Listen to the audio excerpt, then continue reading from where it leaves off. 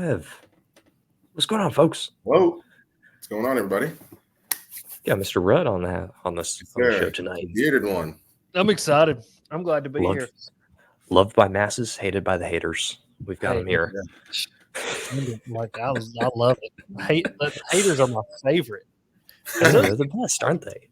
Yeah, they're the best because they're the ones that follow you and they hate everything that you do and they waste all their energy, their precious energy on disliking you. I love it. This is just my favorite human.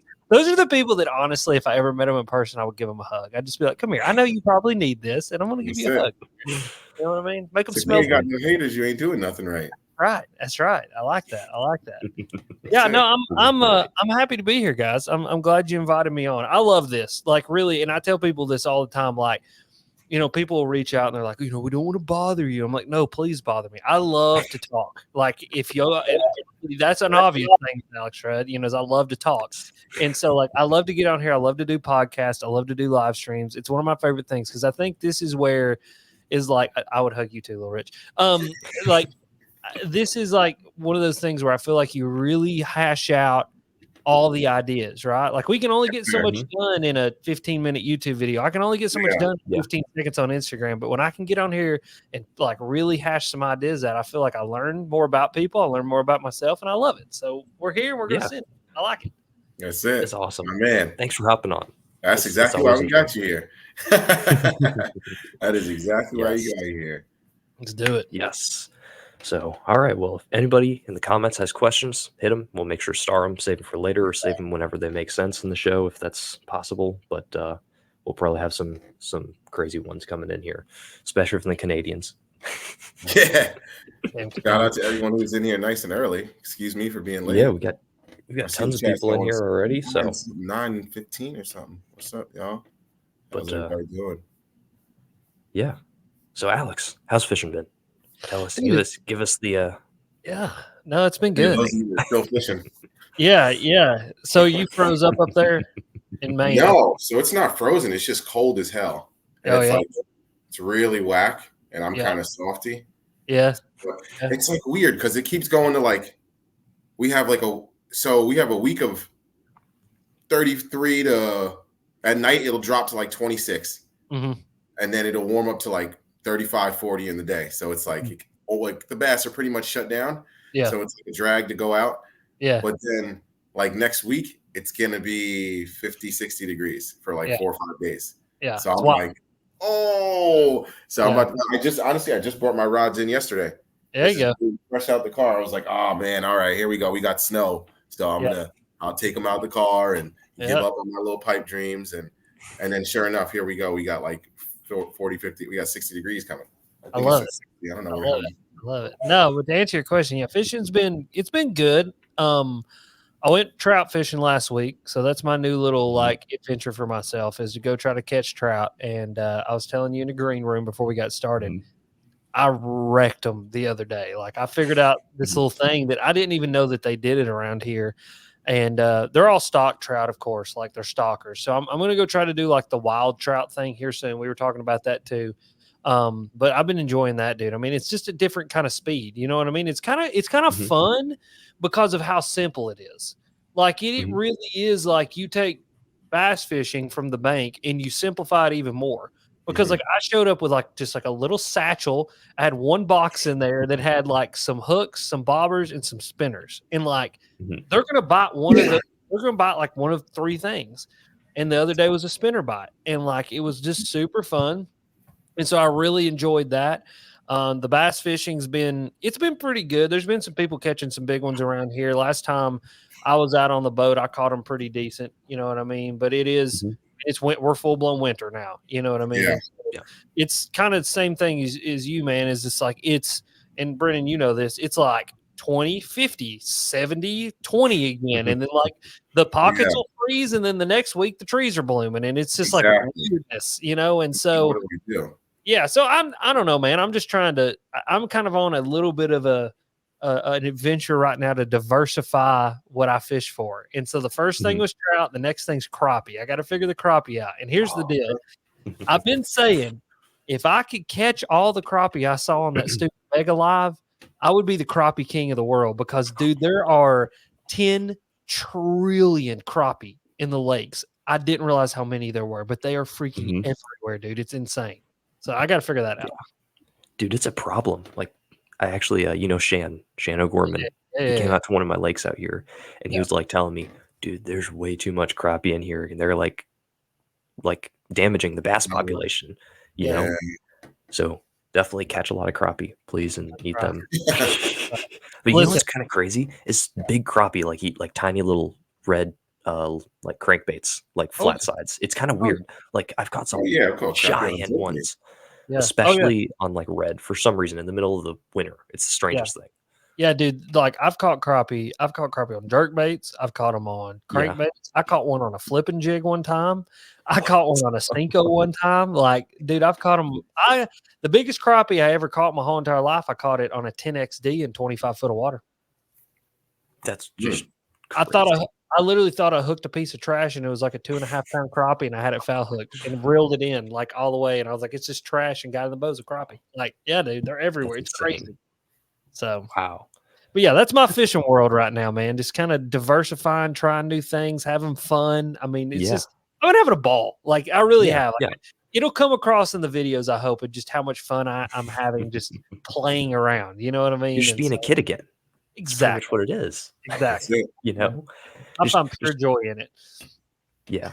Yeah. Once you find that like thing that you love, like that makes you like turn back into a little kid and you're just like so excited to go back out there and you're like, oh, I'm gonna catch some bluegill or whatever. Like it's just fun. Like it, it's just amazing. It's just to get one back. It's simple. Just trying to catch something, It's not really like you're really going out. Just catching something. It's nice. Yeah, it is. And I think for so many people, I think that's fishing. You know what I mean? Like we are bass anglers and like we are really obsessive over bass, right? And like we're weirdos in the fishing world, to be honest with you. But it's like most people's existence is just like, hey, what can I go? I want to catch something with fins. You know what I mean? I don't know what I'm trying to catch, but I know I want to go do this thing. And so it's like I used to be that way. I mean, my earliest fishing memory is fishing with my dad from the bank with bobbers and crickets. Yeah. And I just happened to catch a 4-pound smallmouth with a bobber cricket. You know what I mean? And so it's like at that moment, and then dad was obviously a bass angler and he did that. But like that was one of those like fundamental moments. I was like, bass are really, really cool.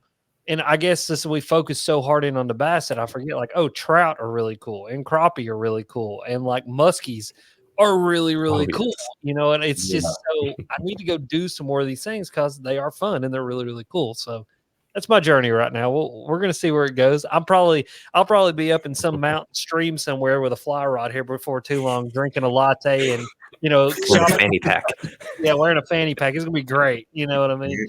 I kind of already got the look with the beard, so I could probably fit right in. Get some cuff pants. I'll be like, I'll be the dude. Like, I'll be out there doing it. Be perfect. You'd fit right in. Have you ever, like, is there bass like in the area where there's trout? Like, yes. So that's dude, like I bet those are big bass, right? Yeah. So I've heard. So there's a few lakes around here that they stock trout into the streams, and the trout make their way down in the streams. I mean, that's where you're getting like that 6.5 pound spot I caught. That's where you're finding those freaks. Is those combinations. Now these streams where they're stocking the trout that flow down. There's smallmouth that live in those rivers, but there's like these definition points in the river where like you'll get some crossover, but it's like you hit a point and there's like no more trout. And I don't really understand why. And it's like there's like this dead space where there's like kind of no fish and then you hit smallmouth. And so I don't know. It's kind of weird, but I've been hearing some rumblings and some rumors that there's a lake down near you, near Georgia and kind of North Carolina and where it all kind of conglomerates together there.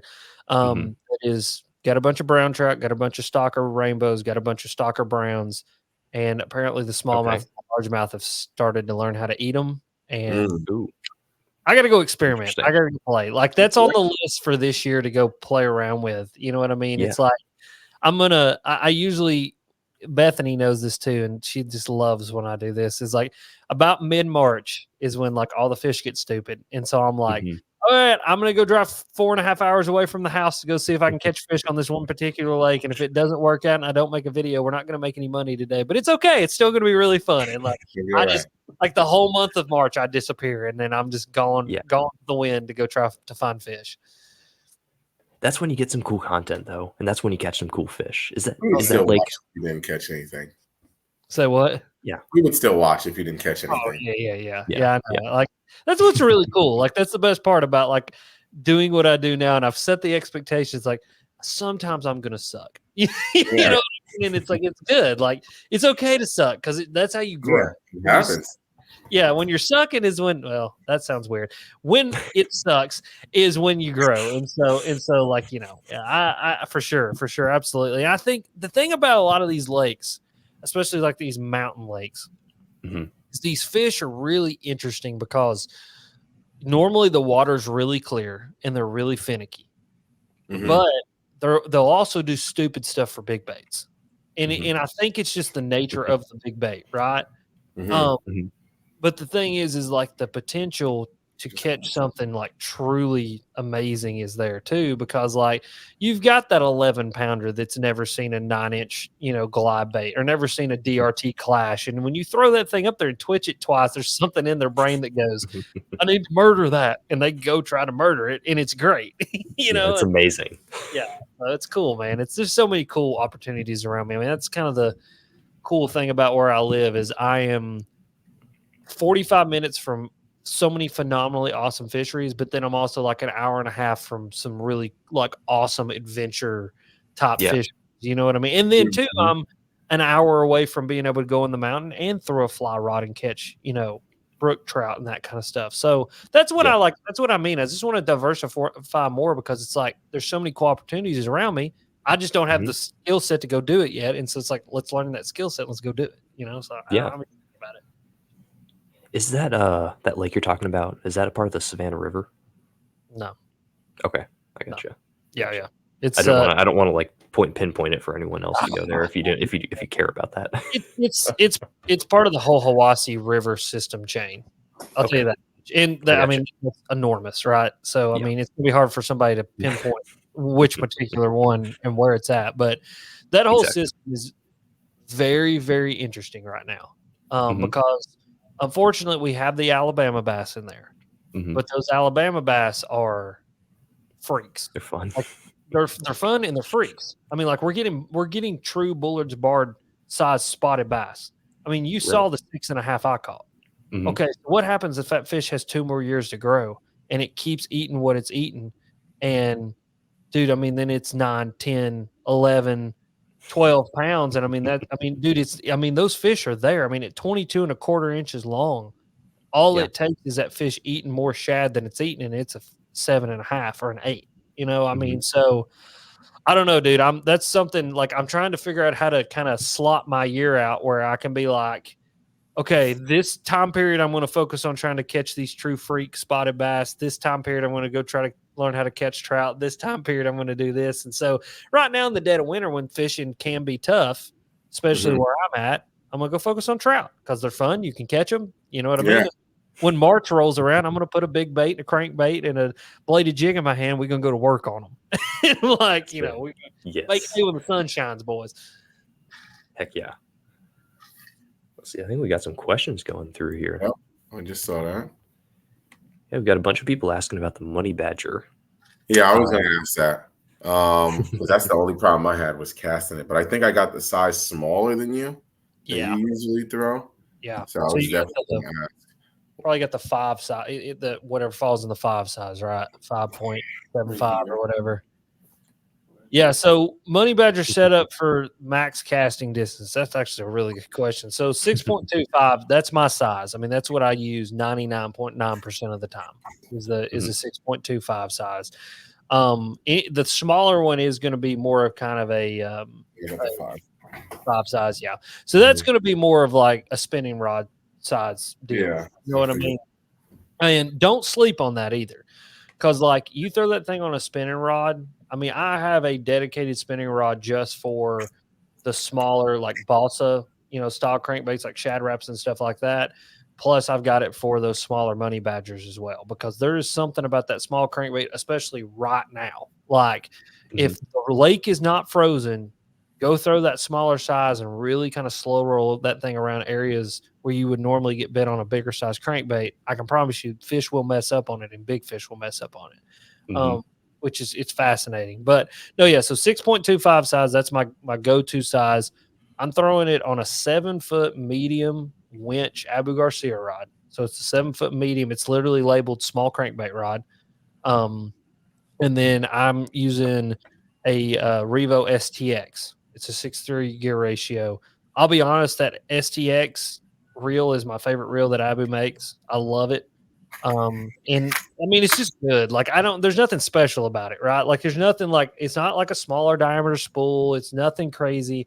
They just built the reel really well. The breaking's really good on it. And like, that's what I like to use. Unfortunately, Bethany sunk my one STX that I had dialed for throwing a money badger to the bottom of the lake. And so I'm going to have to get another one Oh my and goodness. throw it on a winch and go. But yeah, so that's my like thing. I mean, the big thing about a crankbait, right? If you don't want to buy Abu, I get it, whatever your preference is for gear.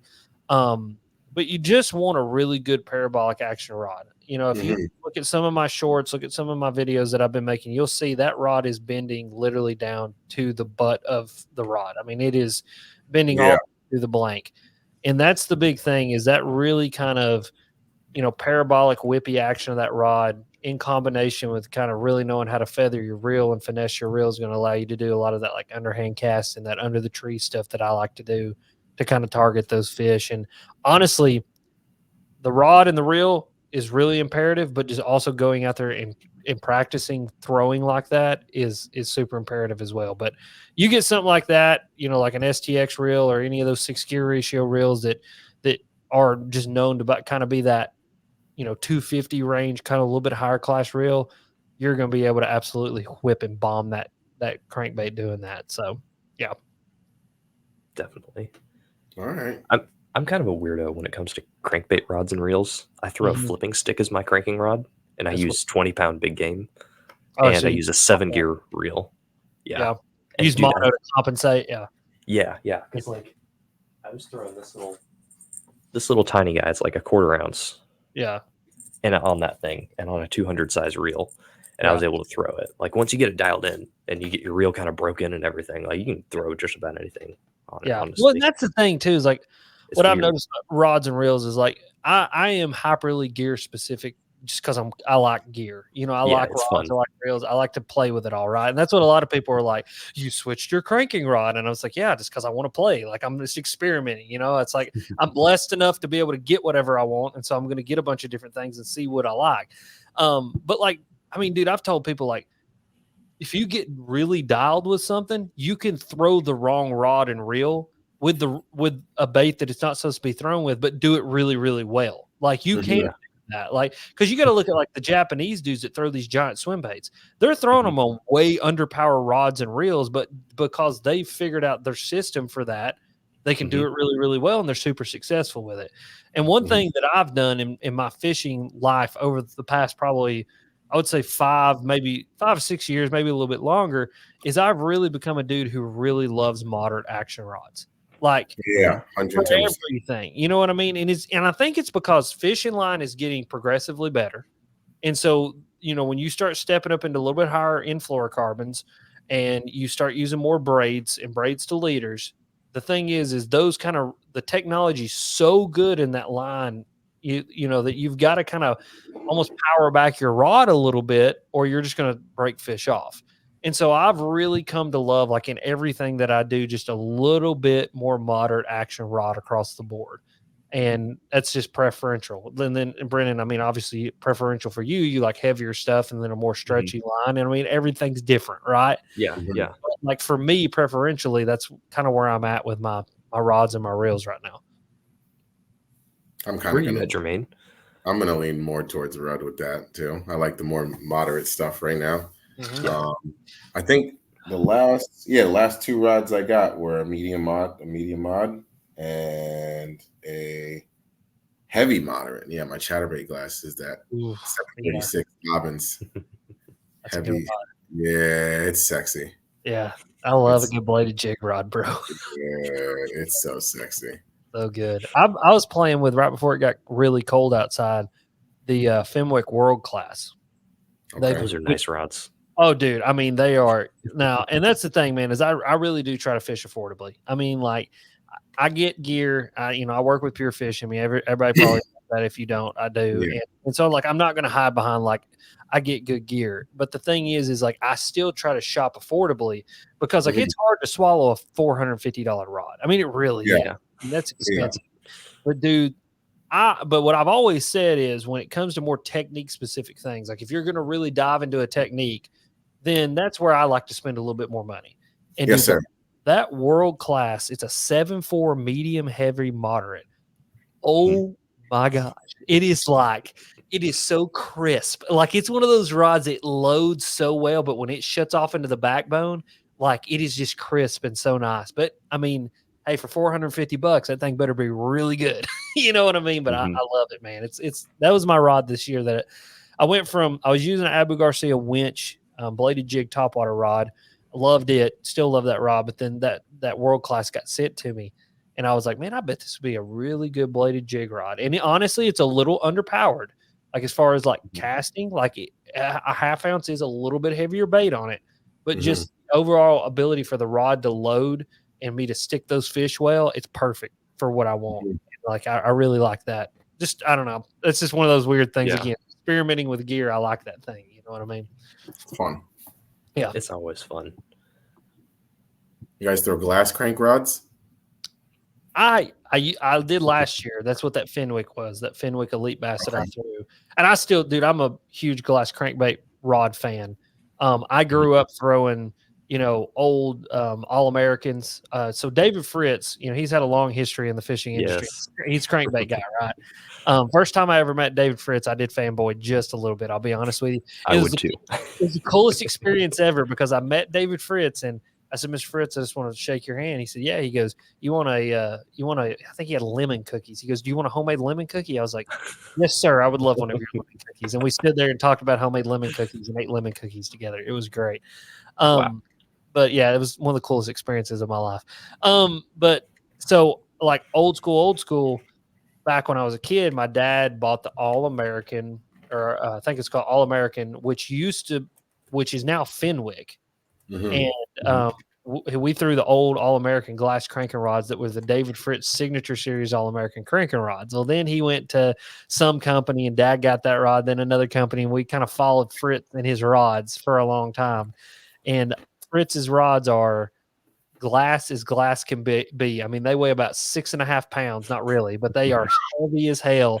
And just, I mean, that old school glass cranking rod. And I do love a good old school glass cranking rod. Like I don't know. You can't beat it in my opinion. They are heavy. They're clunky. It's an old technology, but dude, there's nothing quite like that spongy, can't feel anything glass cranking rod. It's so awesome.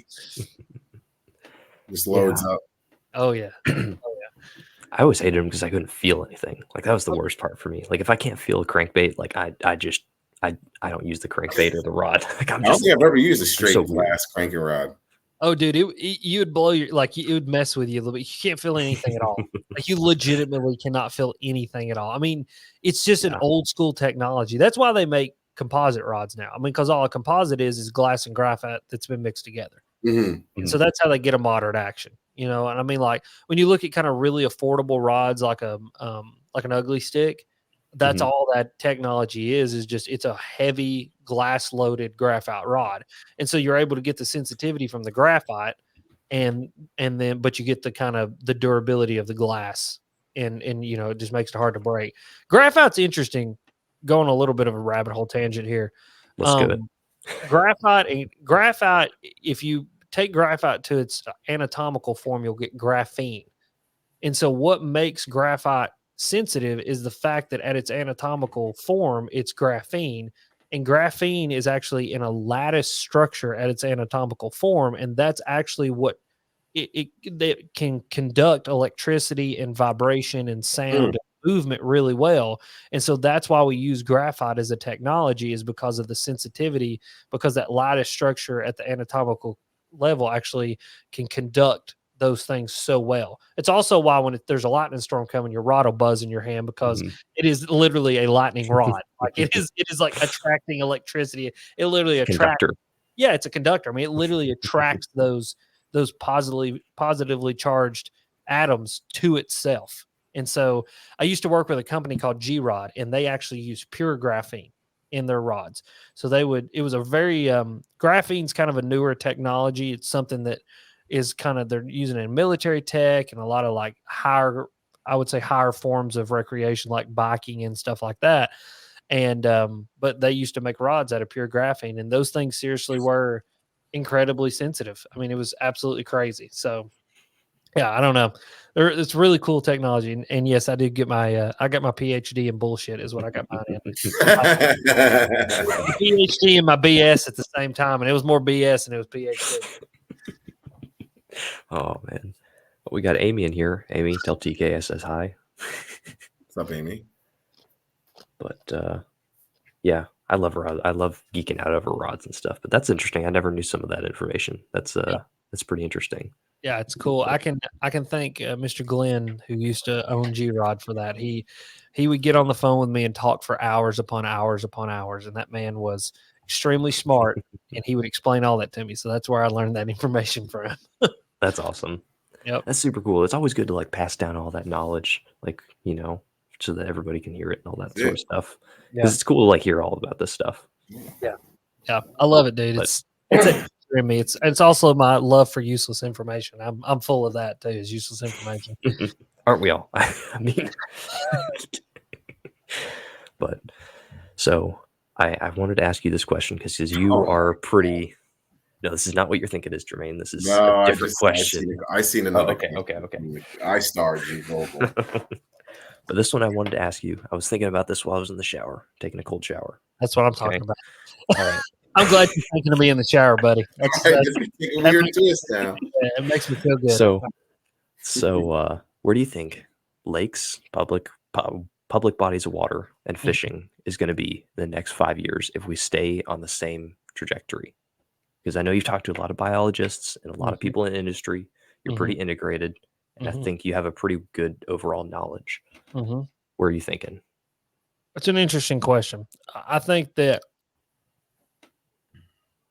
that's a loaded question in the fact because you're talking about such a diverse country that we live in, and there's so many diverse fisheries, and there's so many huge macro things that go into that question, right?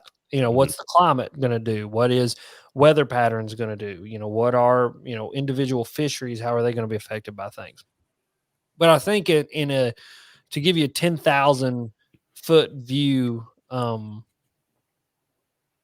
of my thought, and I'll pause a lot in this because I've been something I'm working on this year is letting my brain catch up because my mouth will go faster than my brain will sometimes, so I get to fumbling. So I think what we're going to see, that's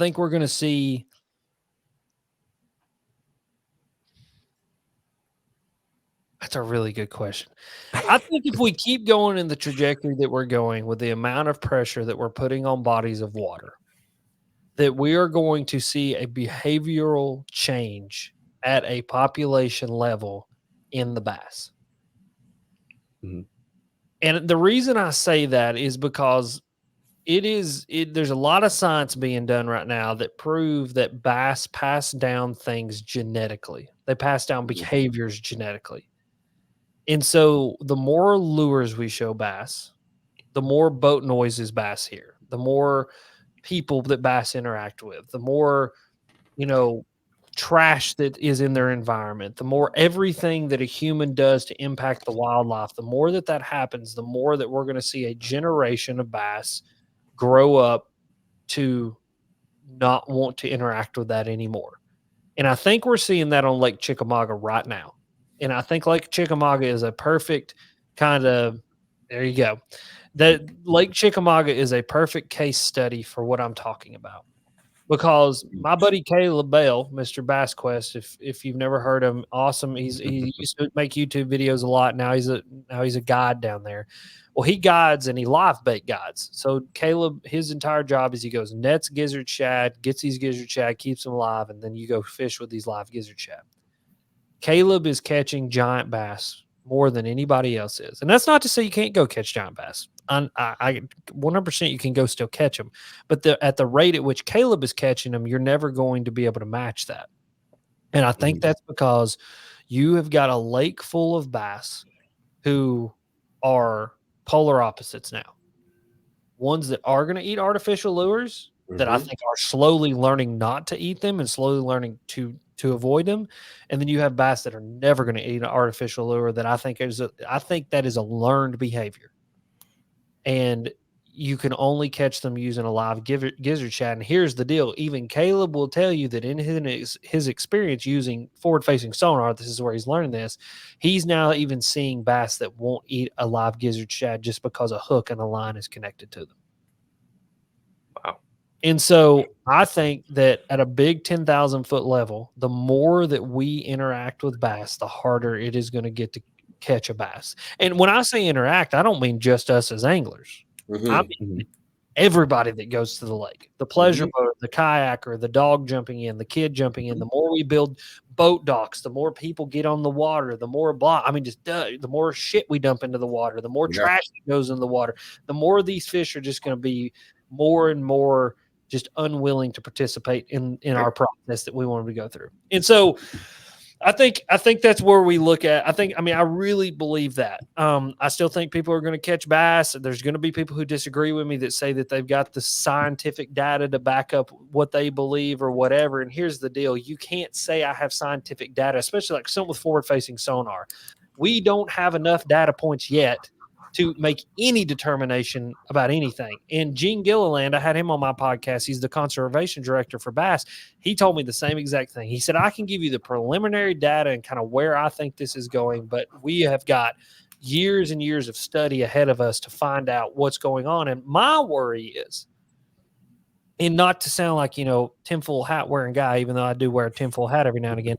I'm just afraid that once we get there, that we're already going to be too far gone to make a change, right? Like once we got our 5 years of data on forward-facing sonar, once we got our 5 years of data on, temperature changes in the environment, once we got our 5 years of data on Alabama bass and all these different things that are facing our fisheries, I think we're going to be way too far gone.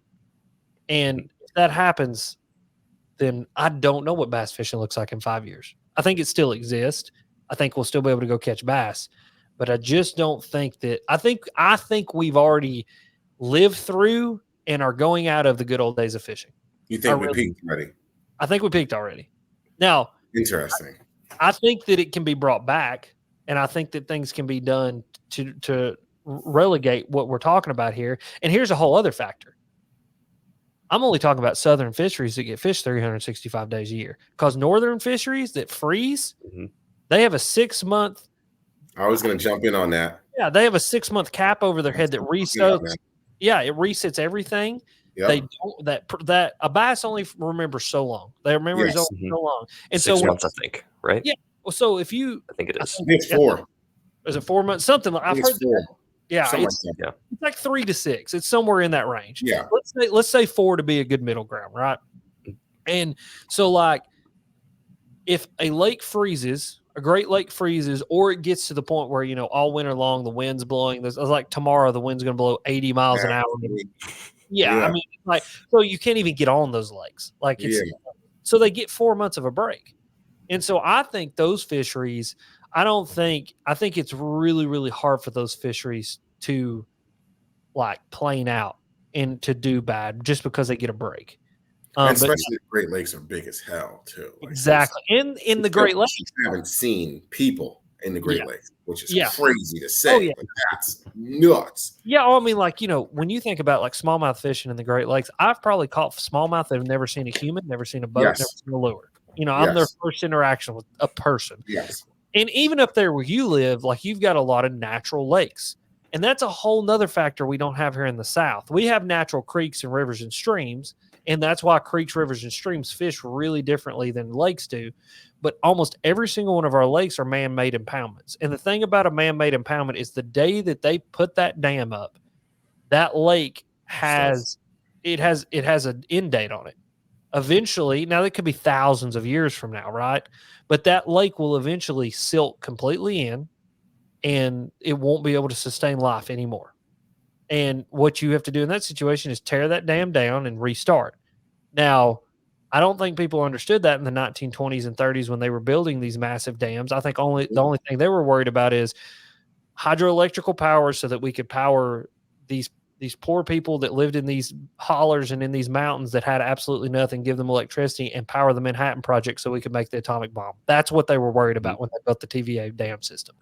They weren't thinking about the bass fishing because recreational bass fishing as it stands now did not exist back then like it does now. I mean, really, too, you got to think about bass fishing as a sport, going back to kind of what I talked about. We don't got a big enough data set yet.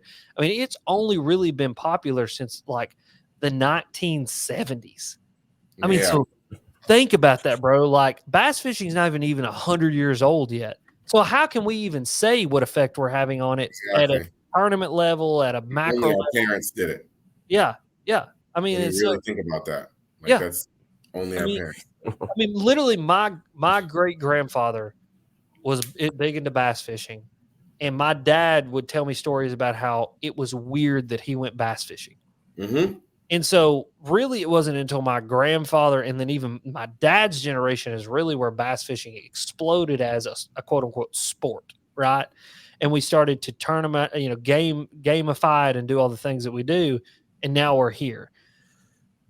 Long-winded answer and telling you again, I don't really know, but there's a lot of theories and a lot of inputs that I don't think a lot of people are critically thinking about right now. I got a lot of people, and I love them. I love these content creators. I think they're good humans, but you got like guys like Randy Blockett and Milliken and these dudes that are putting these big opinions out there, but they're only looking at it from their point of view. And really it's this ginormous, multifaceted, very nuanced problem that is going to take a lot of smart minds coming together to really solve and to hopefully fix what we need to fix, boost what we need to boost, and be able to go back and be introspective and understand ourselves to go, hey, maybe on this particular lake, not saying all the lakes, but this particular lake, we only keep 3 bass for the tournament and not 5.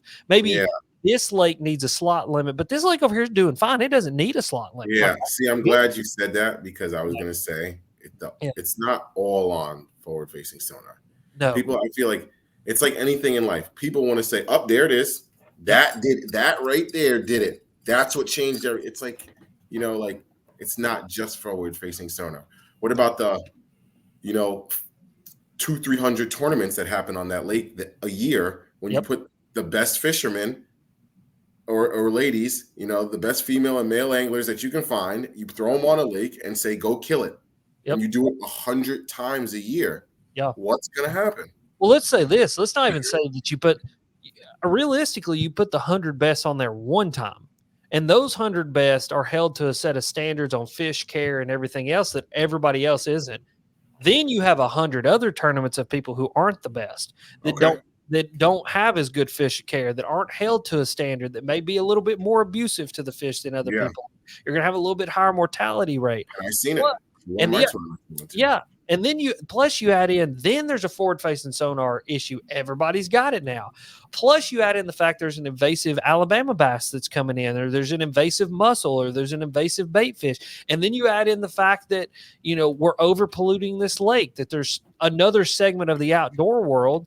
There's kayakers out here that are dropping beer bottles and doing all these. And then, see, the nuance starts to come in. It's like, man, this problem is way bigger than, and I hate to sound like I say these things and it sounds very like apocalyptic and like, like, oh my God, the end is coming. Like it's fixable. It's fixable. That's the thing. It's just simple adjustments, simple little things, and it's all going to start here, right in between the ears. You got to use the noggin. You got to use that brain. You got to go, hey, like you said, it's not just this thing.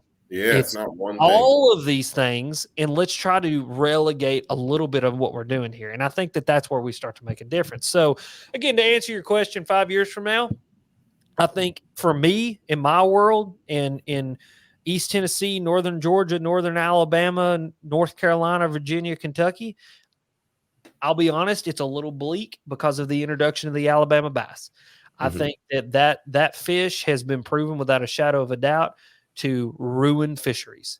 And I'm worried about our fisheries. I'm worried what they're going to look like in 5 years. I truly believe that Watts Bar Lake will be nothing but an Alabama bass fishery within the next 5 years. The proliferation of those fish, where I'm catching them, where I'm seeing them. Watts Bar was supposed to be the next Lake Chickamauga. That's not going to happen with these Alabama bass. Now, will you be able to go down there and catch giant largemouth? Sure, because there'll be the remnants of a population that once existed, but there will be no smallmouth, and it'll be all spots.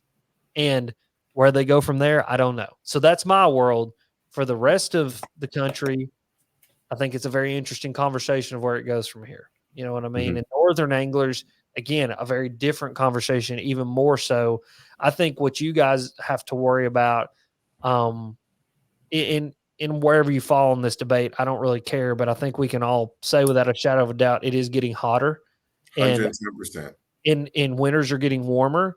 And so I think if these lakes start to become more accessible in the winter, I think you start seeing the same exact problems we see here. Down the road, yes. Eventually down the road. And again, that's 20, 30 years, 40 years. Yeah. But it's still, let's see, within our lifetime. I mean, dude, in 20 years, I'm only going to be 50, bro. Like, see, so.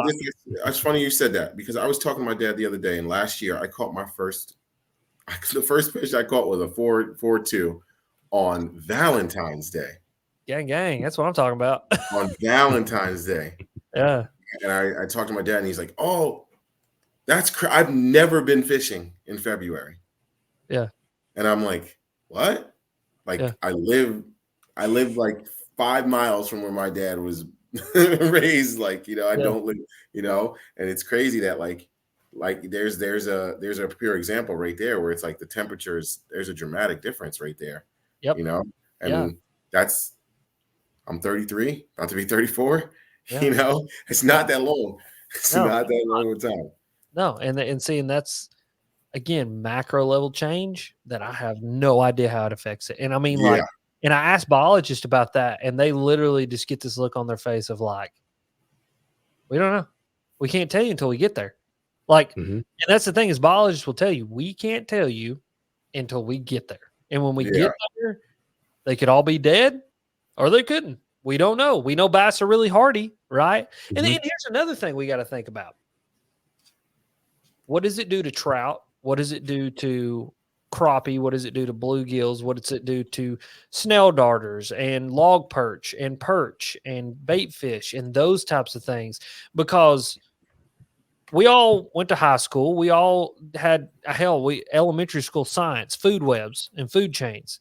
If you take out one piece of the food chain, the whole thing can collapse. Yeah. What it is if you take out 2 or 3 parts of that food chain or that food web, you could have literally population, like biological death of an area.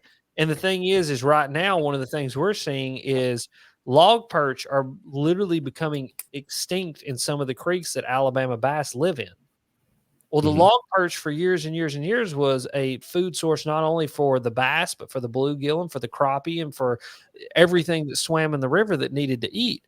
And so what even I worry about is outside of the fishing is like, we're going to start seeing turtle species die. We're going to start seeing predatory bird species die. We're going to start seeing bigger.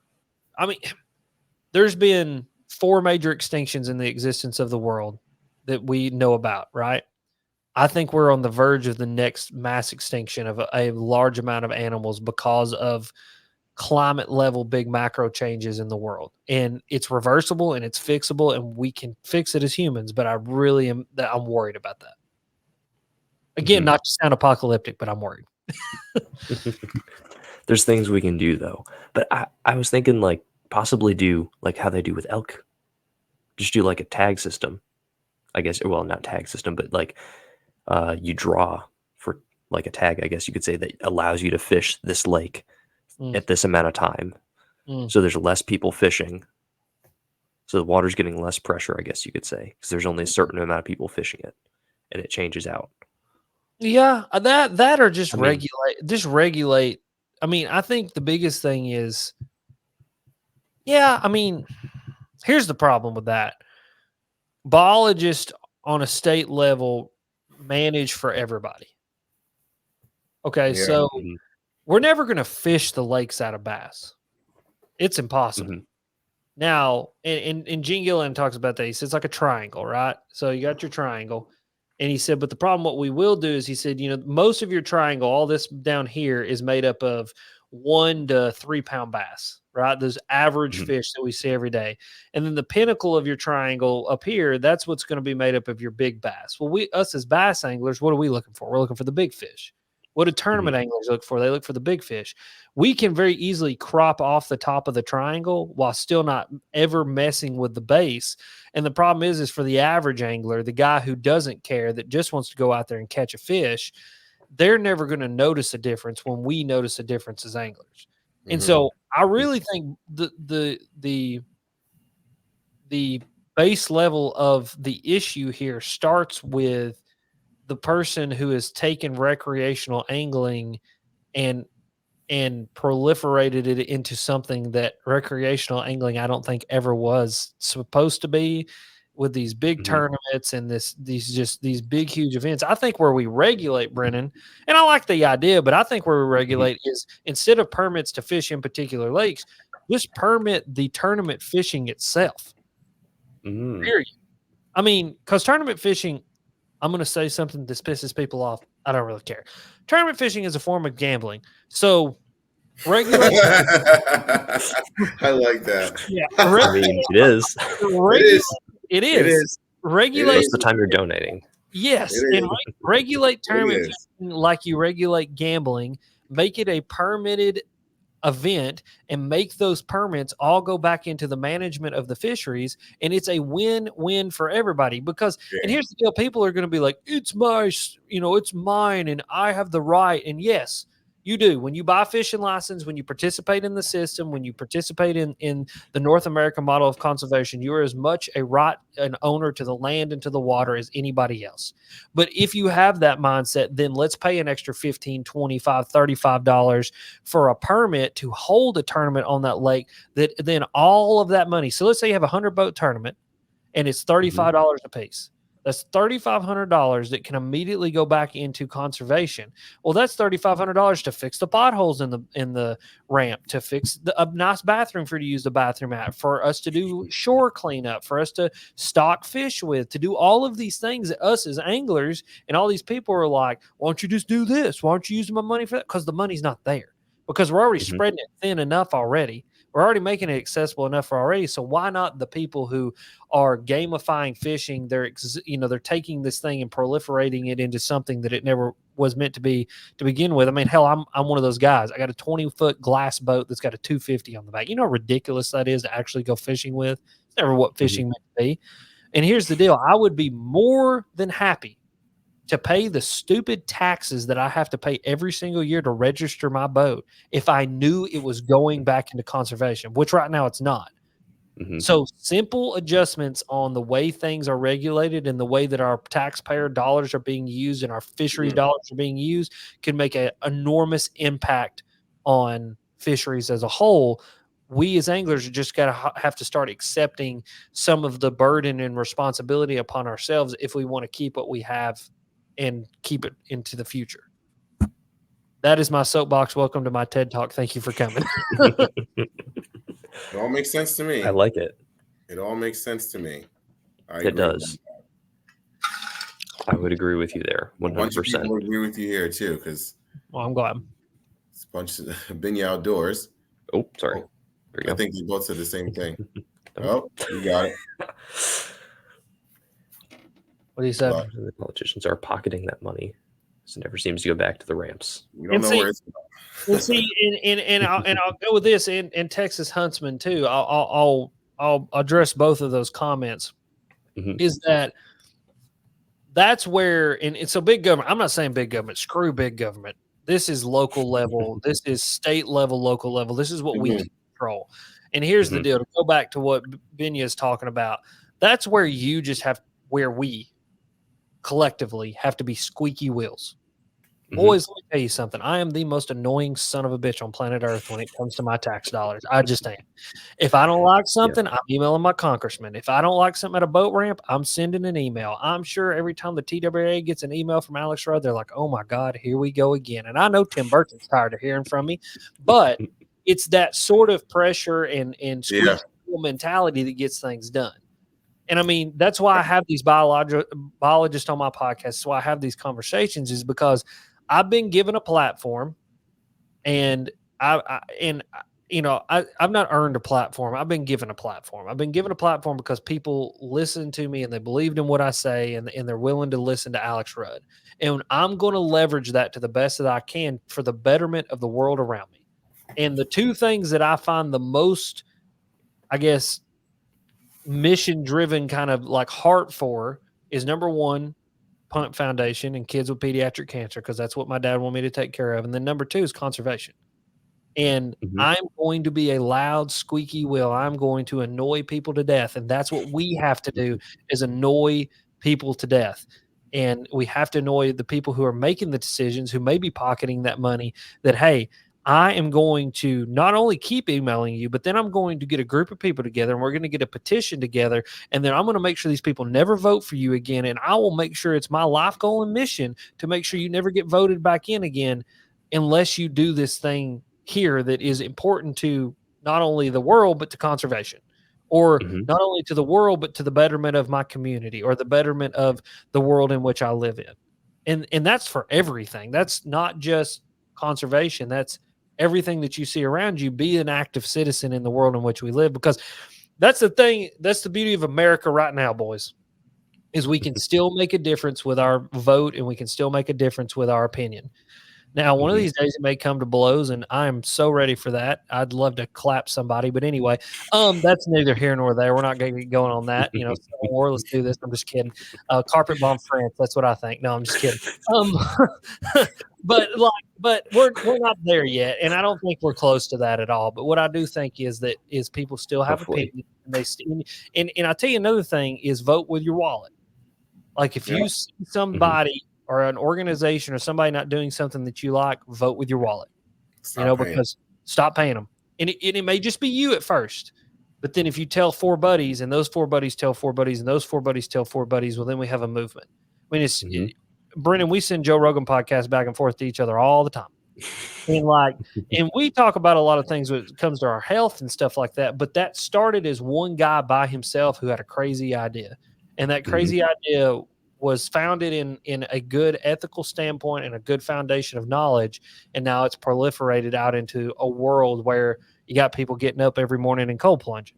And I can probably say the first dude who did that, they probably thought he was nuts. But now we see the scientific benefit of that. And that's how this goes with us in conservation. It only takes one person to proliferate an idea and plant the seed of an idea that I may never even see the results of. It may be my kids see the results of it, but that's fine with me, just as long as we see results of something that I believe in and I planted. And so that's another one of my TED Talks and my motivational speeches. There you go. Yeah. No, totally. Like, we need to make some things happen. Yeah. We need to get these things rolling. That's what we need to do. That's your job, young sir. I mean, I'm doing it. What do you think I'm here for? It's all about jobs. I'm just taking a little jab at you, young ass. Oh, come on, no.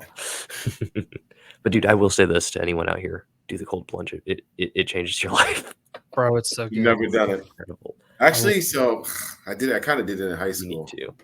I'm not good at that stuff. Yeah, do it early in the morning. The post workout is no. The getting up in the morning, doing it first thing in the morning, bro. What's first thing? Like, you talk about, like, roll out of bed, walk outside, do it. Yes. Yeah. Exactly. Like, I'm going to get up in the morning. Worst part of your day.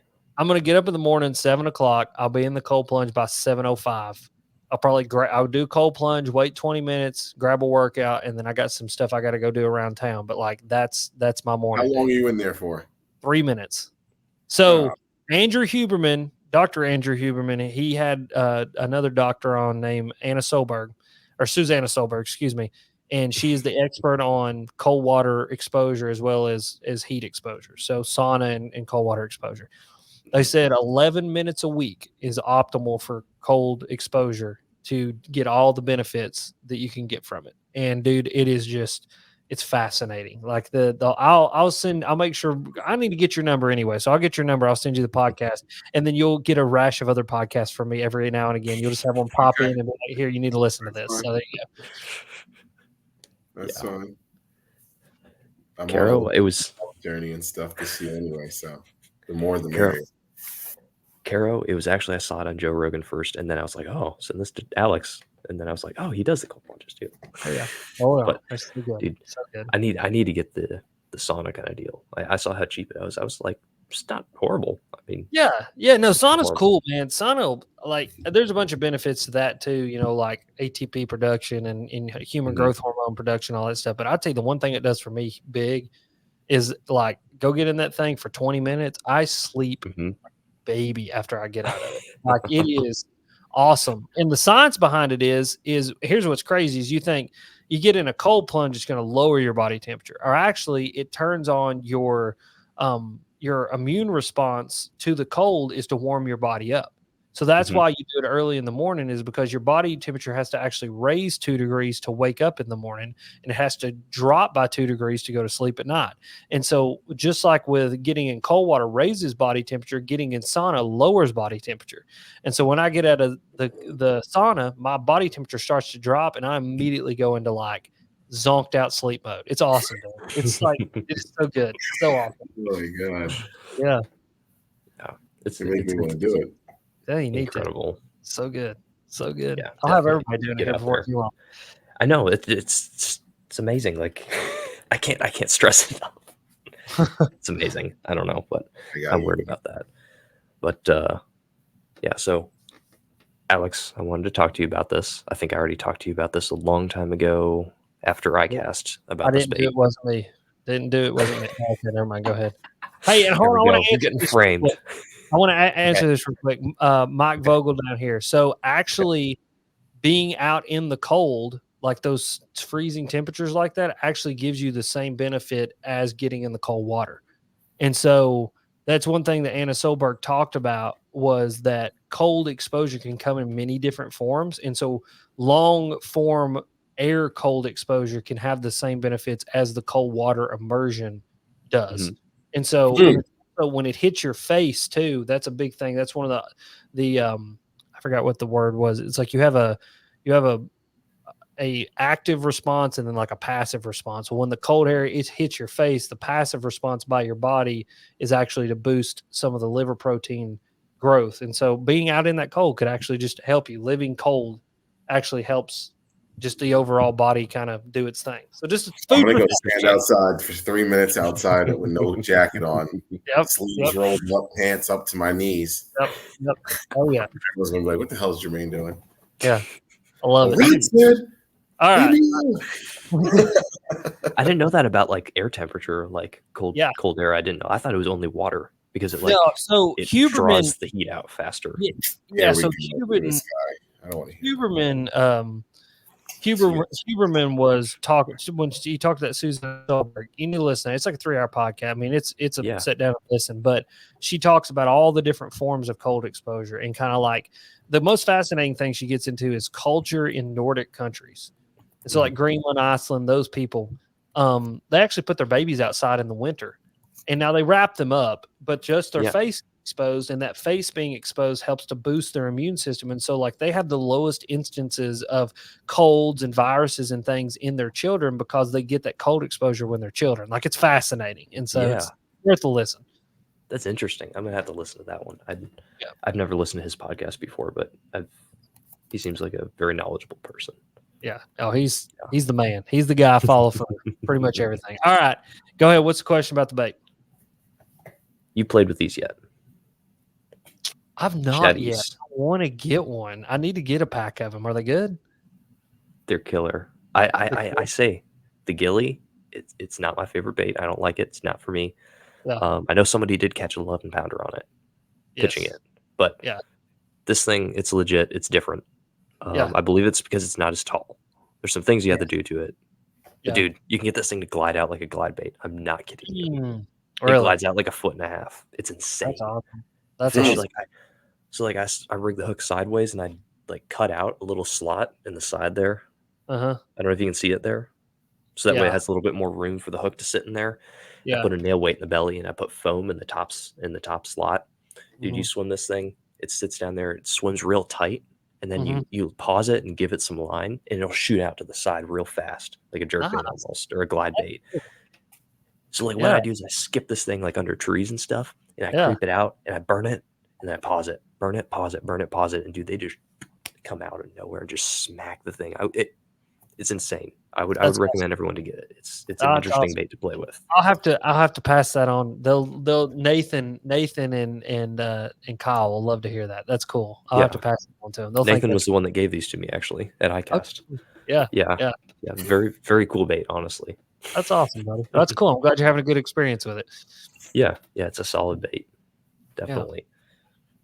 I might be the only host that tells my people watching to shut up. Shut up. He'll tell me shut up. Shut up. What is it, Frank causing problems in there? Yeah. Frank's correcting me on my what I use the wrong apostrophe, or I used it in the front or the rear. Oh, Excuse me, Frank. that's his thing. That's Frank. I know. He said, "I'll shut up." Nazi over here. Keeping me clean, Frank. It's all right. Keep me honest. You've been doing much They bait agree making? with it. These are my people Yep. right here. They agree with it. We got your back. That's funny. Oh, man. Bait making. No, I've been just making like general stuff, Ned heads, stuff like that. Yeah. I want to get into making some like my own crappie jigs and my own crappie baits and stuff, just because Okay. I don't have any of it, and I mean, Yeah. Brooklyn makes a bunch of really cool stuff, but I think there's a cool opportunity to make my own things, go experiment with my own stuff and go try that. So I'm going to start playing with making some of that stuff like that. I had some awesome, I don't know where those crankbaits are at. I thought they were back here. Maybe they're not. I had a dude, Cherokee Tackle sent me some beautifully handmade balsa baits, which were beautiful. I've still got that crankbait that you gave me. I finally put hooks on that thing in the box. Yeah. And then it got the Clash too from me, which I really appreciate. That thing's going to be, man. I cannot wait. I got some spotted bass that's got that thing's name on it, but yeah, dude, no, I've been playing a lot with lead. I love making lead baits. Like there's something so, I don't know, like you just go out there, you put on a podcast and you just start to pouring. And I mean, like you can pour 150 Ned heads before you know what happened. You know what I mean? And it's like, I love that process. I suck at making plastics, to be honest with you. Like, compared to some people, like those boys over at Do It, oh my gosh, like they are a different level of plastic makers. And me, I'm over here, I'm like, oh, look, I made it look purple. It's so nice. And these dudes are like, I got a triple laminate with 3 layers of color and it looks just like a shad. And I'm just like, how did you do that? Like, I don't even understand. It's like art, So yeah it is. I'm making a little bit here and there, but not really. Like I just when I need it, you know what I mean? It's kind of something fun for me to do. Just when I need something, sit down and make it. You know what I mean? It's like utilitarian. Like you just make what you need. You lose a lot of Ned heads. You make a lot of Ned heads. Exactly. When you come out here, I'm going to show you how to make a balsa crankbait, and you're going to catch a fish on it yourself. Let's do it. That's what's going to happen. Yeah. So it'll only take us a day. So fun story. My dad. You ever heard of Mimic Lures?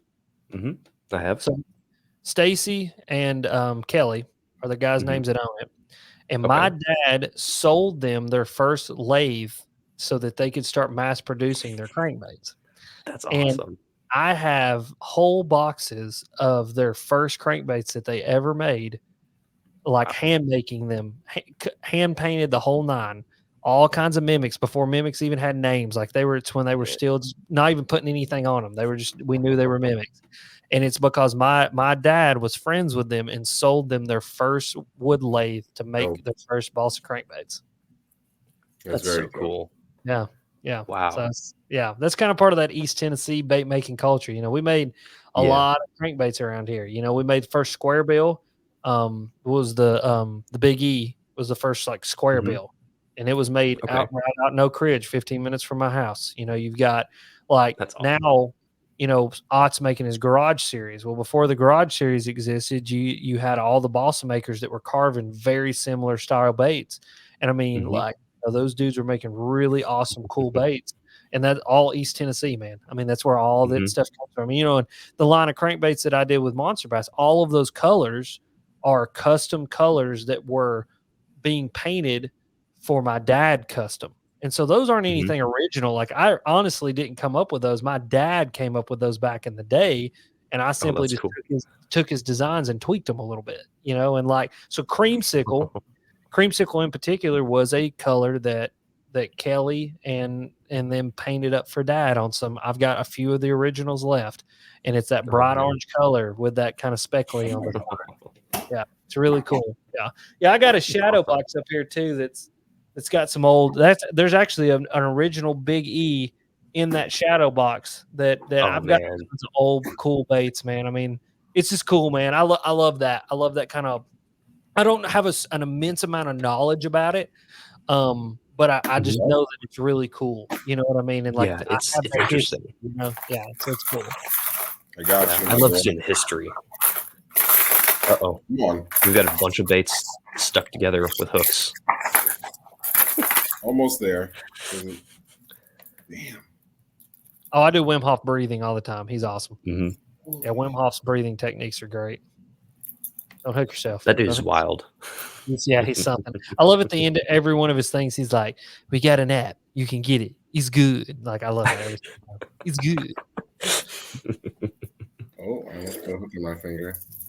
I'm almost there. Almost there. It's that what one, you got there?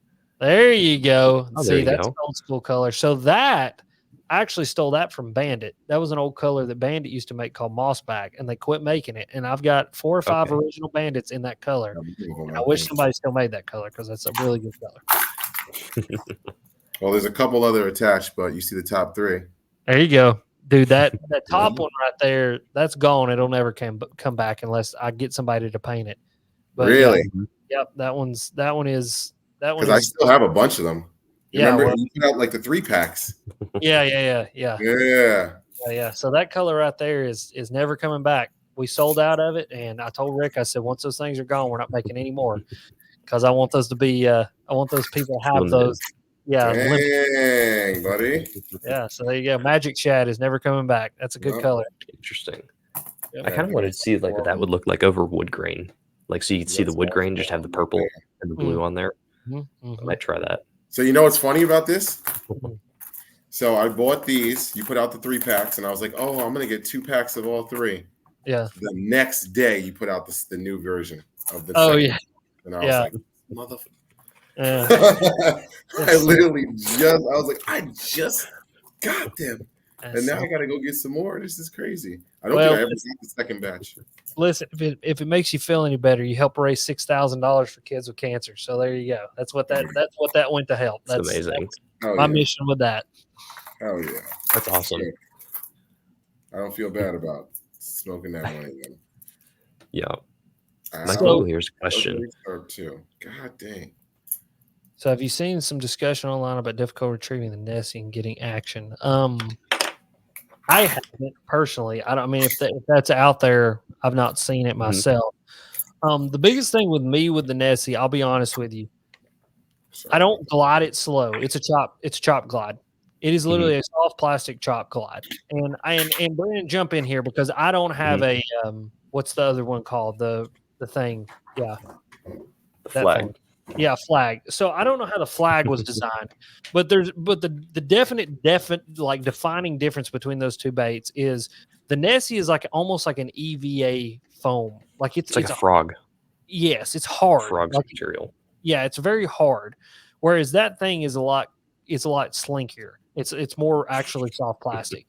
So was that thing originally made to be a chop glide? Because that's how I'm fishing the Nessie. I'm fishing the 9 and 7 inch the most, and I'm fishing it just like a chop glide. Like cast it in there and just like tat tat tat tat tat tat tat, and like almost fishing it subsurface like a spook. Like it's a tat tat. Yeah, tat, tat. pretty That's much. how I'm a Nessie. That's how I see it being fished.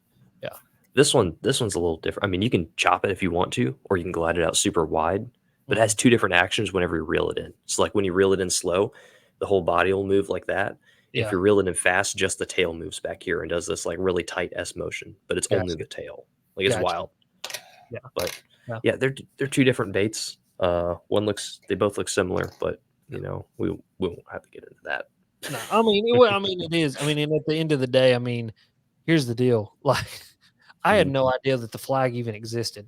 Like, Yeah. that's my thing. Is like, I really do try to keep my finger on the pulse of bass fishing, but even It's hard.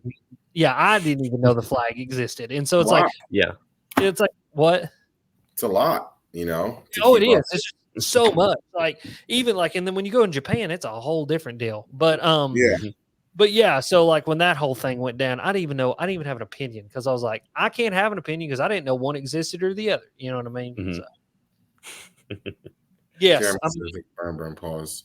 yeah, that's a great way to fish the Nessie. I mean, it likes to be fished fast in my experience, and I've had the most success literally right subsurface, almost like an underwater spook. Just check.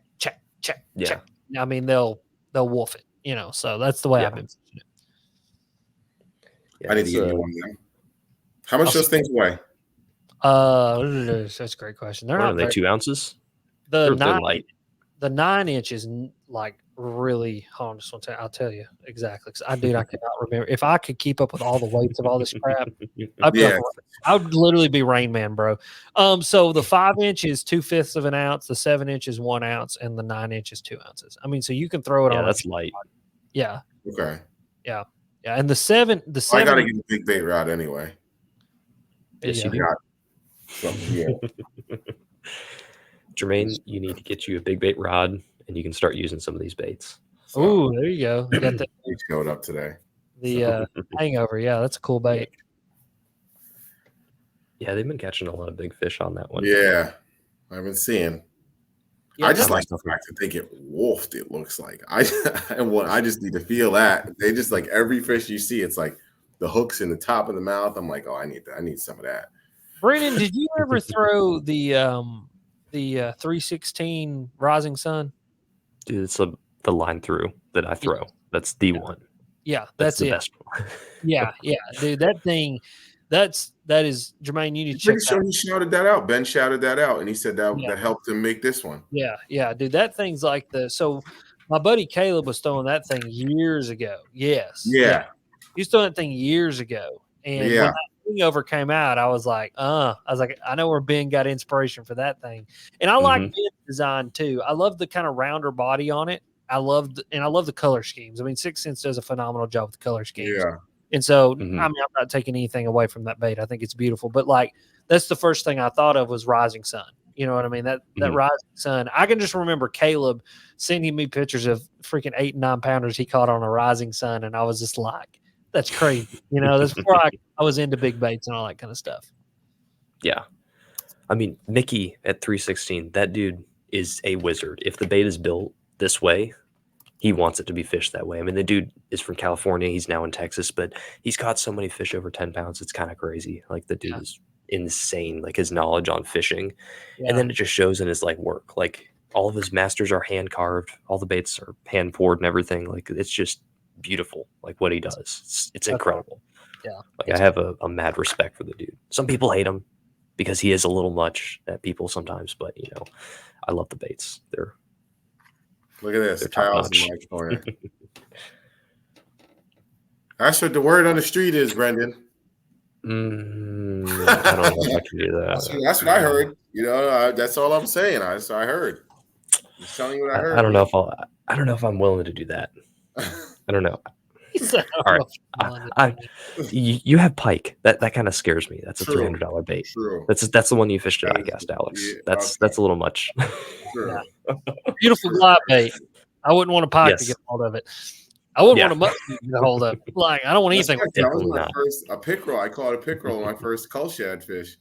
Nice. And I was nervous. Yeah. He unloaded. Oh yeah. Unloaded. I watched it too. At least the cull shad ain't $300. We can buy a lot of cull shad for $300. That's very true. I was like, oh, please don't break off my cull shad, man. Yeah. He wolfed it. I love it.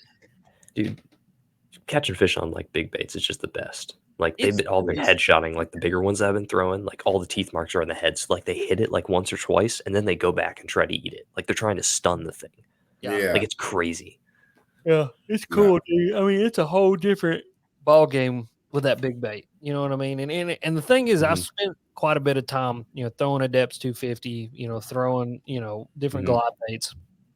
And what I've been more fascinated about than anything, and it's heartbreaking all at the same time, is just like the amount of fish that you see that don't commit. But it's like, man, I've had wolf packs. I mean, like literally, I've had a 30-pound bag of fish and 5 fish in a wolf pack follow a depths 250 before, and you're just like watching them, and you're like, what is this madness? You know what I mean?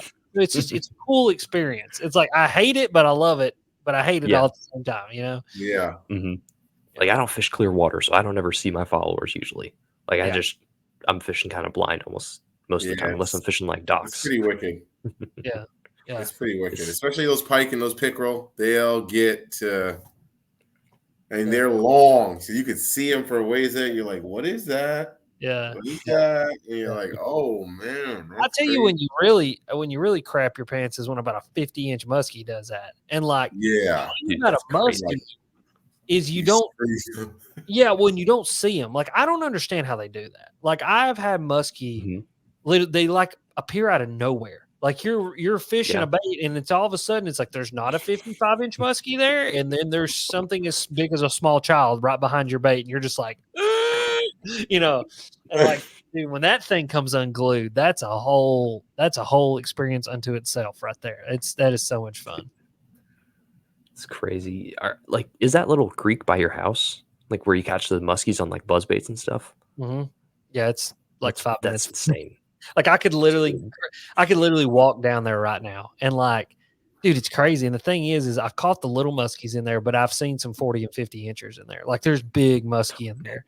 And dude, I couldn't imagine hooking a 50-inch muskie in that little paddle kayak. I don't know what I would do. Like I would have to just go to the bank and get out and like deal with the muskie and then get back in the kayak and stuff. I mean, they're just, they're flip you. Oh, dude, I'm telling you, a 50-inch muskie. I've caught a few.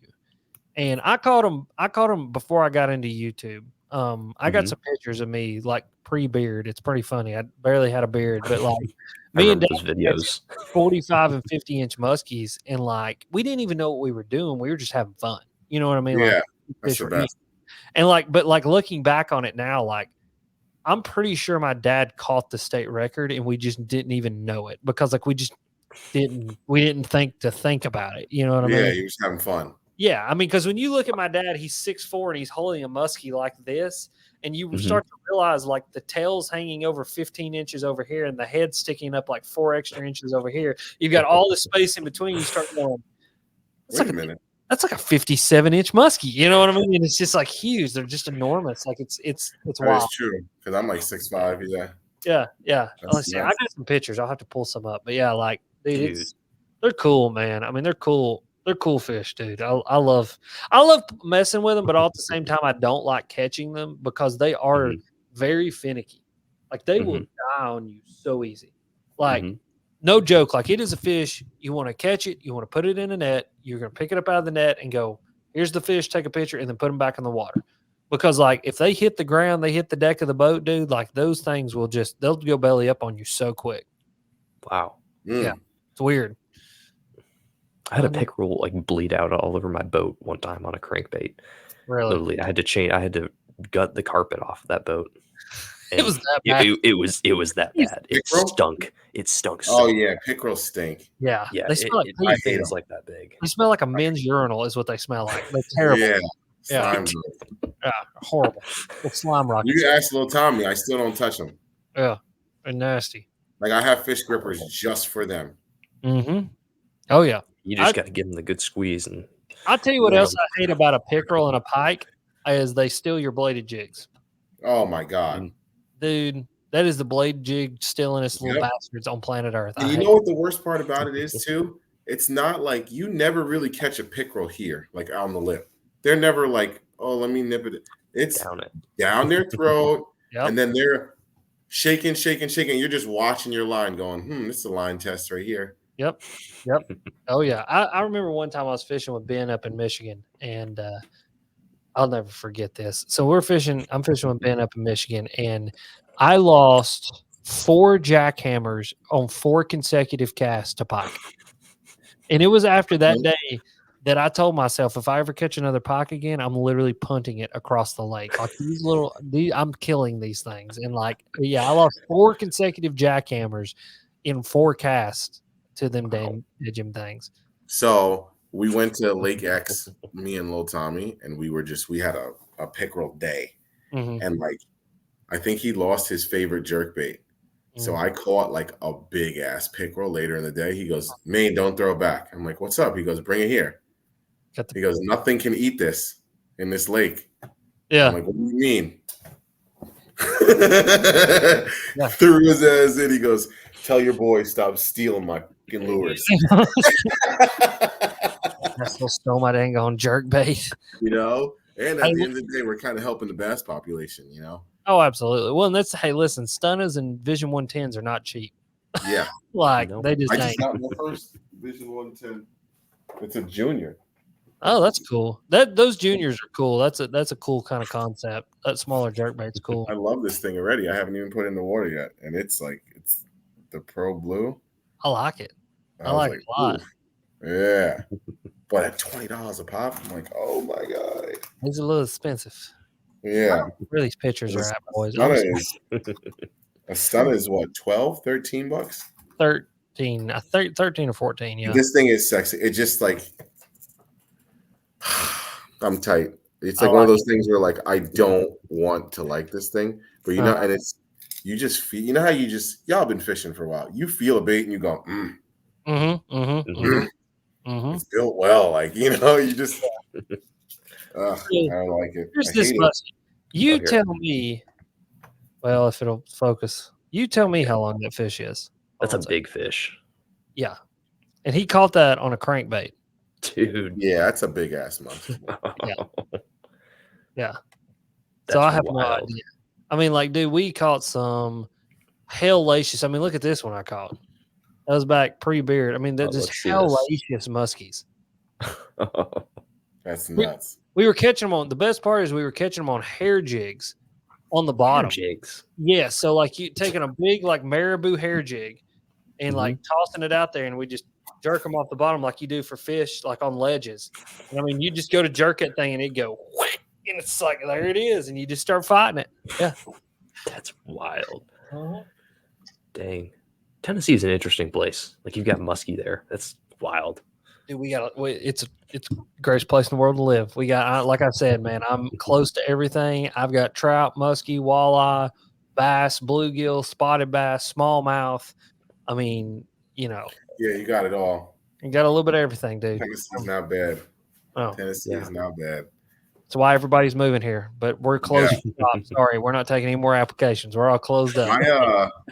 My one interaction in Tennessee was actually very interesting too. Oh yeah. Oh yeah. Yeah. So we were driving down to Alabama to go to the Knucklehead, and stopped in Tennessee at a gas station, and there happened to be this one lady who was clearly high off one or multiple substances, and she was just gone.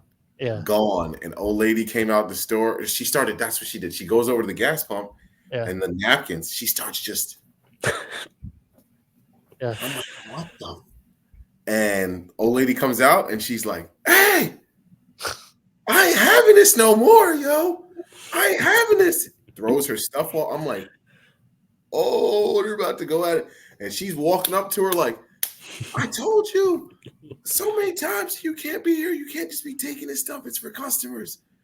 And me and my boy Pat are like, "Yo, it's about to go down. Record this. And like the crackhead lady, she just like, all right, I'm leaving. All right, I'm going. And she was the old girl was just screaming her down. She's like, all right, I'm going. But I think if she would have said anything else other than "I'm going," I think that girl would have hit her. Yeah, it'd have been a good old fashioned just Tennessee asshole. Yeah, it would have went down. Yeah, she cowered down. She's like, "Yeah, all right, I'm all right." That's what I tell everybody. Hey, listen, this state is full of crackheads and rednecks, so don't come here. Like that's all we are. There is a lot of that though. I mean, I've been someone's threatened to kill me at a boat. So my buddy Josh actually had an interaction the other day. I don't want to ruin the whole story for him because he's going to be putting it on YouTube, but I'll just tell you this much. He's in his kayak and hears somebody screaming for bloody murder, and the dude was 80 foot up on a bluff wall. He climbed up there and got stuck in the rain and like stuck in the cold.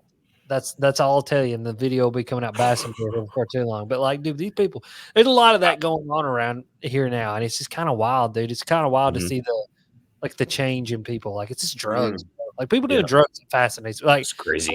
I could not do a drug. No, first of all, I wouldn't know where to go get the drugs. Second of all, I couldn't do a drug. Like I take a damn Tylenol and it makes me feel funny. You know what I mean? Like I couldn't do no drugs. Like I'd lose my shit. I'd kill me before any like I could do stuff like that. Yeah. Yeah, it's crazy stuff. That's why I stay away from it. Oh, wow. Nuts. Dang. One time I saw I went up to the boat ramp at the river. There's this dude in just underwear. It was really cold out, and he was holding a pie. Yep. In the He woods, was in the middle turned of the woods. He I was just turned like, up. you know what? I'm going to a different boat ramp. Yeah, he was turned up for sure. Yep. That's what Yeah. I've got to the point like where I go to boat ramps, I don't even lock my doors so that people won't bust my windows out. Like I don't got anything valuable in my truck. I take everything with me. So you can open up my door, rummage through my shit, see they ain't got nothing. That way you don't bust my window out. Like I'm not joking. I've been to boat ramps where I come back and there's 3 windows busted out and mine's not because they were able to just open my door right up. And they got the change out of my center console and they went on with their day. And like I was like, we're good. It's crazy. Yeah. People are nuts, man. It's all crazy. Wild stuff. Brendan's not even enough to buy I'm just gonna leave $3 in my cup holder. Don't break my windows. Have a good day. Yeah. Just leave it on your windshield. Go ahead. It's like a payment. Yeah. It's like a sacrifice to the like, And take this. Window. Yeah. I'm here every Tuesday. Yeah. That's right. Expect this every Tuesday. Right? That's funny. Come to this boat ramp every Tuesday. I'll leave a 20 under to guard my car.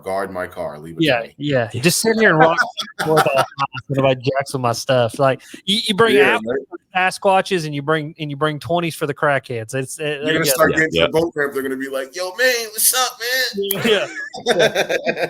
Park your car today, man. You got any more than 20? Your car, bro. I got you, man. Your car needs to be washed, right, bro?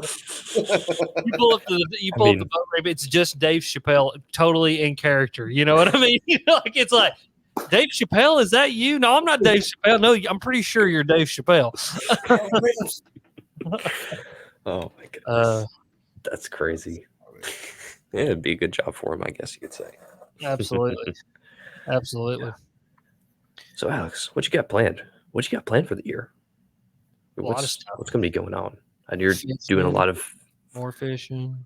Yeah. Hole plunge. No, You got anything crazy?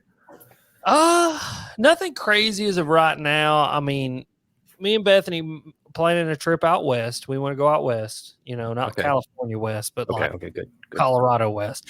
I've never been out. I've never been west of Oklahoma. So Oklahoma's as far as I've gone. So I want to go out there and do that. Probably going to be in Oklahoma for the Classic this year with X2. So we got that on the docket. Nice.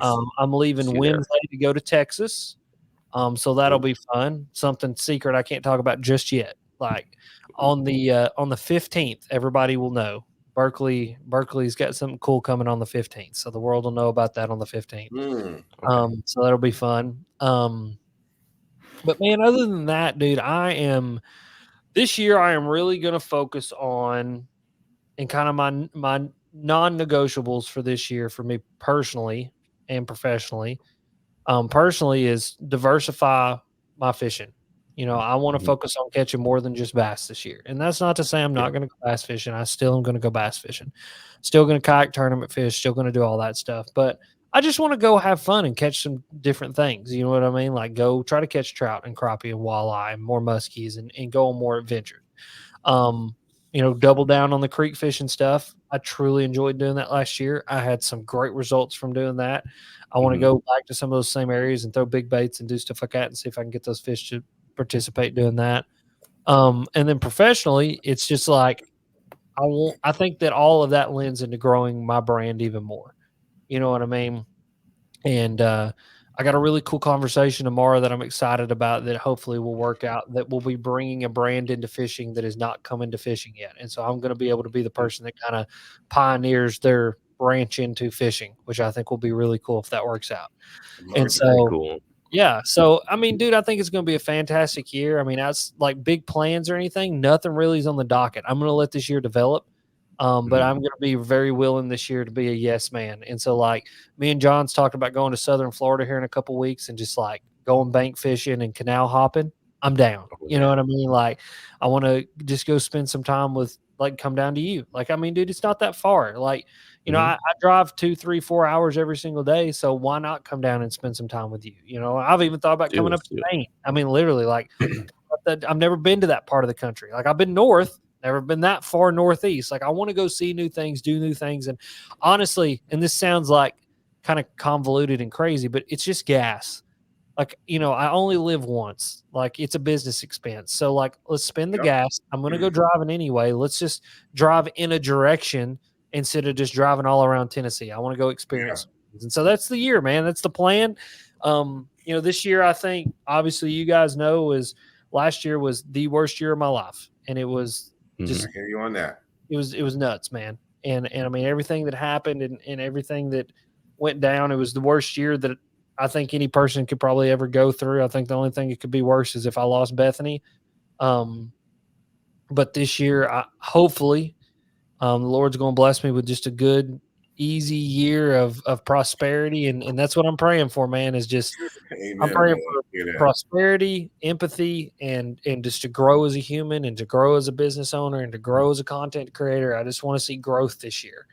And so hopefully we can do that. And that's the plan, man. That's my plan for 2024. And those non-negotiable habits too. I'm not, I don't do resolutions. I do non-negotiable habits. And so I got some non-negotiable habits: cold plunging, sauna, my fitness, and eating healthy and eating clean, and just growing personally and emotionally. Those are my 5 non-negotiables this year. And I know I can do it. And so we're just gonna hammer through it, man. We're gonna do this thing. I'm excited about it. Full steam ahead. That's right. Full sin, son. Full sin. That's all I got. I like where your head's at, sir. Yes, I like where your head's at. I appreciate it.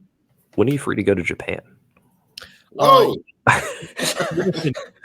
Bro, I looked into that.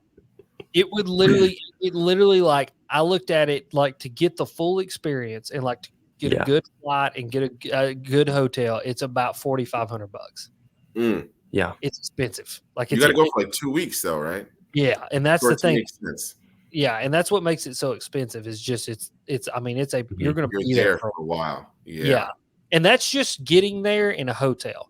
That's not any of the extracurriculars. So realistically, you're probably looking at about food is cheap though. Food is cheap, but you're still probably looking at about a $6,000 trip all in all. Which I want to do that, and I really like. So I plan things out kind of like in 5-year chunks. So I have ended the first 5 years of my last 5-year plan, and now I'm going into my next 5-year plan. And honestly, the end of the next 5-year plan is, let's go on a big trip. Like, I'm going somewhere, Japan, South America, Mexico, to bass fish, something big. Yeah. I don't know what it is yet. Something wild. I mean, it's going to be, I'm going to go have fun. You know what I mean? It's all wild man's going to look wild. Like, I'm going to go live in the, you know what I mean? But yeah, so, and it's really cool. That's kind of cool too, that the 5 years has wound down, and now I'm into the next 5 years. And what's going to be crazy is at the end of that 5 years is going to be a decade of content creation. You know, the end of 5 years of doing this professionally on my own and being my own boss. And so I have no idea what that looks like. I'm optimistic about it. And I know that with the way that I function and the way that I operate and the gear in which I work, I think that the plan that I have set in place, it's going to be good. It's just, you know, I got to work. I mean, that's the thing, is like, a lot of people think that what I do is not work, but in reality, it is work. I love every second of it. So here's the cool part. They always say, get a job that you love and you'll never work a day in your life. And so I don't feel like it's work, but still at all at the same time, I have to treat it with the same discipline that somebody that gets up and goes to a 9 to 5 does. Like, I have to show up. And the only person I'm showing up for 2 people. I'm showing up for myself, but more importantly, I'm showing up for Bethany, and I'm showing up for my family. But the thing is I still have to show up. I'm my own person that has to get me out of the bed, has to motivate my butt to get up and to go and do. And I feel like the past 3 years, this will be my third full year of content creation we're going into right now. I feel like I have proven to myself that I can do it. And now let's just do it even better than I've done it before, optimize it, and make the next 5 years and the next 5-year plan awesome. And so Yeah. it's there, man. We just got to Yeah. achieve. So It's amazing. Well, Yep. if you ever go into Japan, you let me know and we'll do it. let's It'd be do it. amazing. Dude, Okay. I would spend so much in tackle shops. That's I'd my have to problem. spend like a couple of years just saving up just to get the tackle shop Yeah. stuff. Yeah, It like would be horrible. I was Yeah. told by somebody who went to Japan, literally take a bag that you're willing to like Yeah. throw everything away in just to bring tackle back. Like they're like, you are going to have an entire check bag of just tackle. And I'm like, Yeah. okay, yeah, I can totally understand that. Yeah. You're gonna get Oh, this. It would thing. be insane. What's this? What's this? What's this? What's Yeah. this? I mean, dude, just the Berkeley Japanese stuff. Just They think have about some good stuff. oh, dude, like I couldn't Really good. imagine. And like, yeah, that's one thing we've been I've been pushing hard. I'm like, we want Berkeley Japanese stuff here now. And You they're need- like, Yes.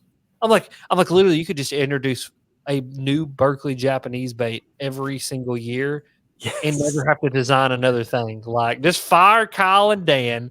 I'm just kidding, Kyle and Dan. We love you. But like, just fire those guys and just bring Japanese stuff over. Like, yeah. Mhm. But yeah, dude. That would be amazing. But Because yeah, some of that man. stuff is hard to get and hard to find. Like some of it, like you don't Yeah. even realize it's out there until you look at it. Like you're like, Mhm. oh, I didn't even know they existed. Mhm. You know? Oh, there's so much. I mean, there's a whole series of hard baits, a whole series of plastics. There's a whole series of scents. Mhm. You ever heard of the bait powder? I have. Bait powder. So it's a powder, and you get your bait wet, and you dip it in the powder, and the powder like turns into a slime, and the slime has scent in it. It's a JDM exclusive thing from Hell. Berkeley. Yeah, wild. It's I want it. insane. I want every bit of it. Have you tried the Power Wigglers? Oh, the Power Wags. Wigglers. Power Wigglers. Wigglers. I don't think so. I've tried the Power Okay. Wag. I got my hand on a Okay. bag of those. That's the 10-inch, like the 10-inch.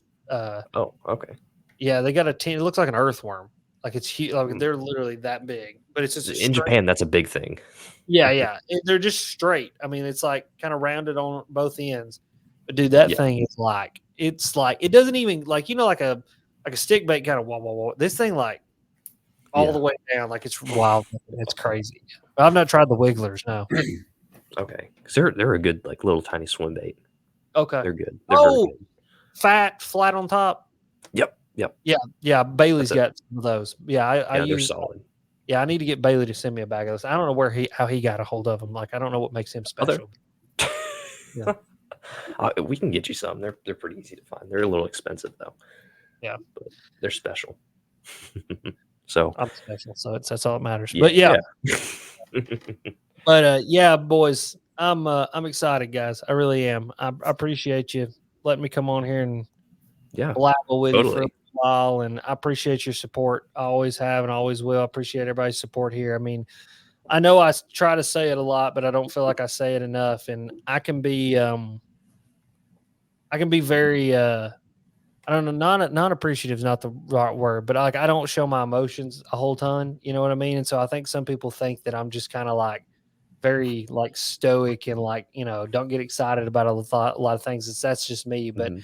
I really do mean it when I say it. Like I appreciate you guys and I appreciate the support and I appreciate just Of course. everybody's willingness to listen to what I've got to say, because if it wasn't for that, I wouldn't have a single opportunity that I do. And it's Mhm. because people are willing to listen to me babble on about whatever it is it happens to be and watch the videos and do everything. So I appreciate you guys. Halfway decent at it, brother. Halfway decent. That's all we can be. That's it. Yep. Love it. I think that's a good spot to end on. That's I right. believe so. So thank you all for hopping on. Alex, you can find you on YouTube, Alex Red Fishing. I think it's all Alex Red Fishing, right? Everything Alex Red Fishing, YouTube, Instagram, podcast, Yep. TikTok. TikTok just blew back up for some reason. So go over there. OnlyFans too. Oh yeah, 100%. It's just the beard. It's beard and it's close crop shots of the beard and close crop shots of my toes. Yeah. I was gonna say the toes on the yak, right? Yeah, 100%. Yeah, it's $25 a month, but I'm running a sale right now, 69% off. So you can do with that what you will. Oh man. Well, thank you, All right, Alex, for Joey. hopping on. It was fun. Thank you guys in the chat for hopping on as well, and Yes. we'll see y'all next week. See y'all later. Gang, gang. Cheers. See ya.